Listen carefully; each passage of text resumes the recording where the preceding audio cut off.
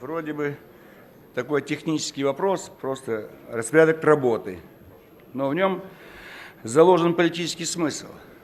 Мы впервые себе устраиваем зимние каникулы на целый месяц. Реально с 20 декабря прекратится рабочее настроение, и потом мы приступаем к работе 19 января. Считаю это не совсем правильным. У нас большой разрыв. Осенняя сессия 4 месяца, весенняя 6. Зачем мы это делаем? Перегруз делаем на весну и, наоборот, разгружаем осень. Поэтому осеннюю надо продлить по 31 декабря. Я видел в портфеле проект закона, чтобы 31 декабря вообще сделать выходным. Это любители погулять такие предложения вносят. Вся страна должна работать 31 декабря до 18:00. Вот это будет настоящий Новый год, чтобы все пришли домой и, может быть, так сказать, на полчаса сели за новогодний стол. А так пол-декабря гуляют и весь январь. Это легко проверить. Я очень люблю январь по Москве. Легко ехать. Вся мафия, все торговцы, все спекулянты уехали тратить деньги за рубеж. И все дороги пустые. Поэтому независимо от распорядка работы всей Москвы, всегда видно, гуляет вся Москва. И вот этот вот распорядок, когда мы работаем только 2 недели в палате, а 2 недели, одна неделя касается вроде бы работы в комитетах, а другая неделя в регионах, тоже неправильно. В первые созывы у нас был более правильный распорядок. Мы 3 недели работали в палате, и 4-я, последняя, была работа в регионах. И никакой работы в комитетах отдельно не выделялось. Работа в комитетах в рабочее время. Вот сейчас у нас есть в понедельник свободный и четверг. А тогда был свободный еще и вторник. Мы заседали только 2 раза в неделю. 3 раза в неделю тяжело. Из-за этого иногда и пустой зал. Видимо, устают депутаты. Поэтому я бы предложил на будущее осеннюю продлить, а весеннюю укоротить. Весеннюю. Первые созывы у нас было 2 месяца парламентские каникулы. А здесь мы, получается, пол-июля вроде бы забираем. Хотя это работа с избирателями, но я не уверен, что в разгар лета наши депутаты работают с избирателями.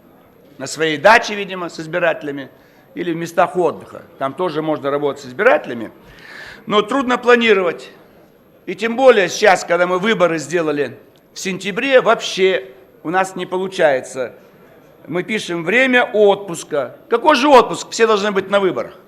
Идет бешеная избирательная кампания весь июль-август. 13 сентября выборы. Поэтому мы кромсаем полностью отпуск. Не только всем депутатам по всей стране, всем избиркомам, всем чиновникам всей администрации, всем журналистам и политологам. Вся страна должна сидеть в разгар лета. Это в стране в северной, где и так мало лета, и так все время дожди, слякоть. Вот сейчас +3 у нас в Москве, а во всем мире +23. Разница есть?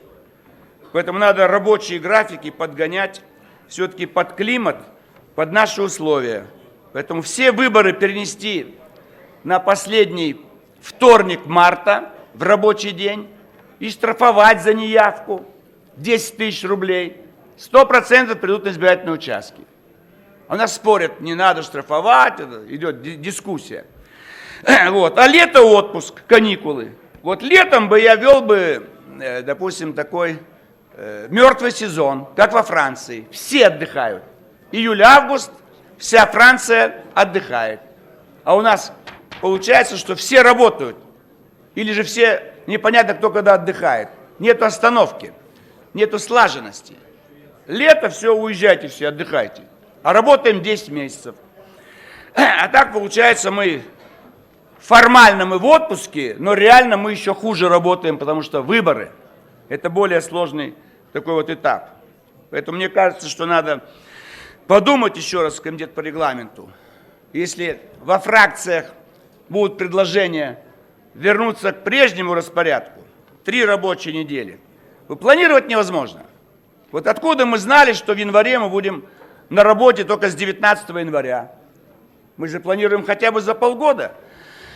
и партийные мероприятия, и свою, так сказать, какую-то другую деятельность.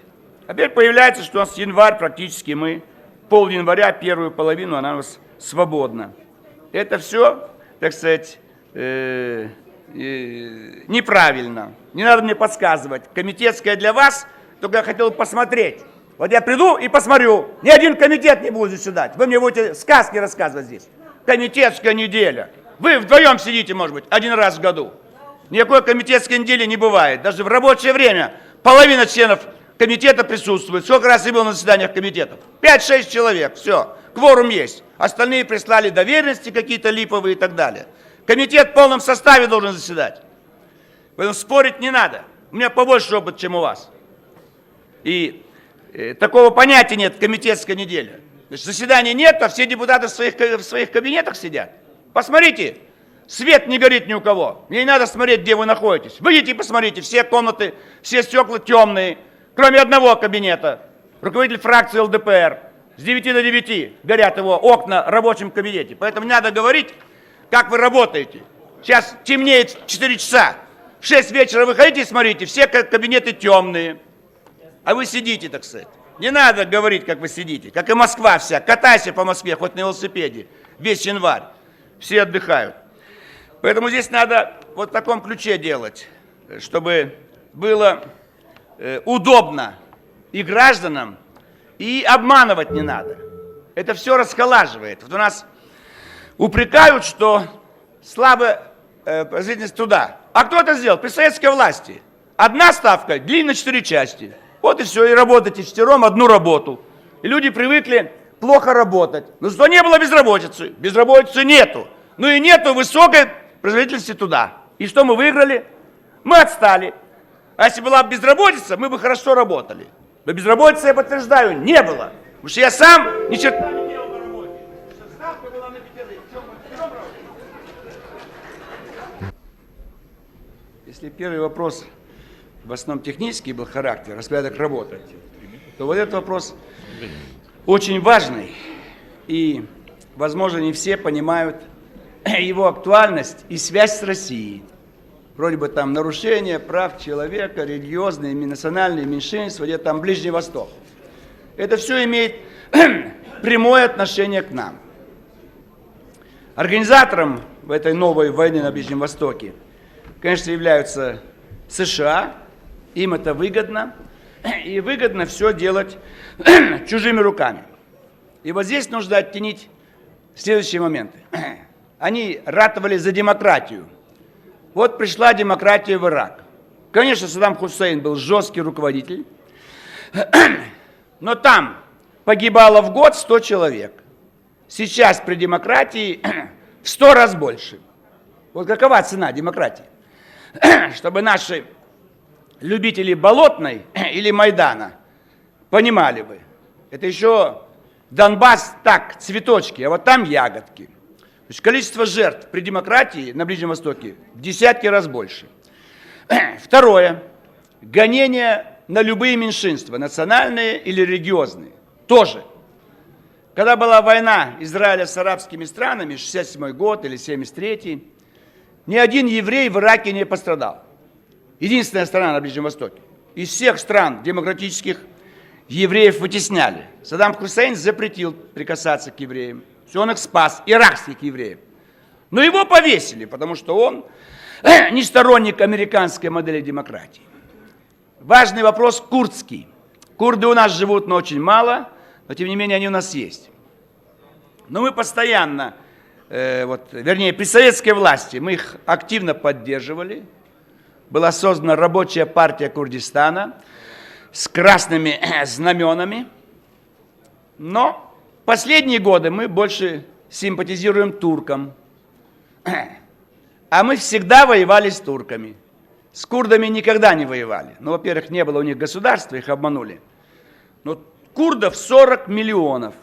И они ждут возможности создать собственное государство. И иракский Курдистан получил максимум прав. И там известный руководитель Барзани. И сегодня на Ближнем Востоке воюют именно курдские воинские соединения, пешмерге, как бы сказать, рабочая милиция, неважно, они вооружены и героически борются за весь Ближний Восток. Никакой новой армии, новая демократия в Ираке не создала. Они все разбежались, хотя есть был маневр. Мы вот тут хотим принять налоговый маневр, а на Ближнем Востоке создается слабая иракская армия при демократическом правительстве.